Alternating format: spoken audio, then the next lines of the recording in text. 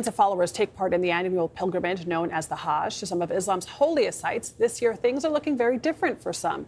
They're navigating an increasingly tense Middle East political landscape, the war with Iran, the destruction of Gaza, and even the Ebola epidemic in the DRC. CBS News Middle East contributor Courtney Kealy joins us this morning from our Washington bureau. Courtney, talk to us about the significance of this holiday, the ritual, and the pilgrimage known as the Hajj. Well, al-Adha is really the biggest commemoration of the Eids.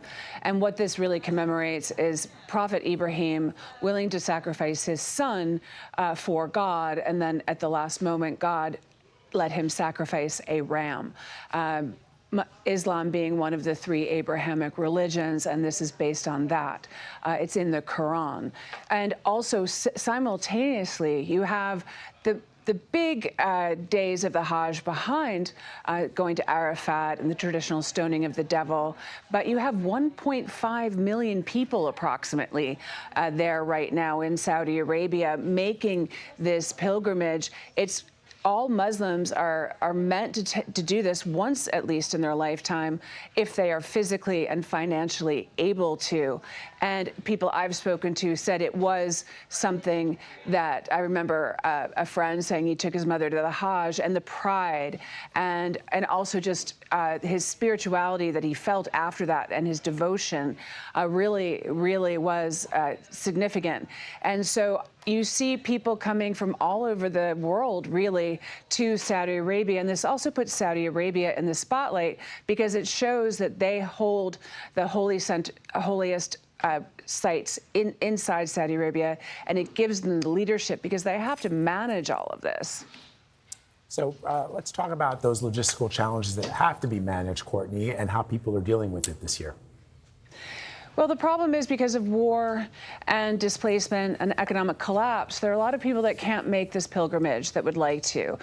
Gaza is in its third year where they're not able to sacrifice any livestock or distribute any of that meat to the poor or to charity, for instance. Southern Lebanon really has no commemorations happening, although you can see it a little in Beirut.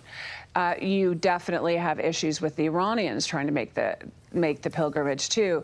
So a lot of people displaced, and they're Sudan, conflict-ridden, and ongoing conflict right now are preventing them to make this holiest of pilgrimages. And also just moving 1.5 million people in, the crowds, the extreme heat, and also all health risks.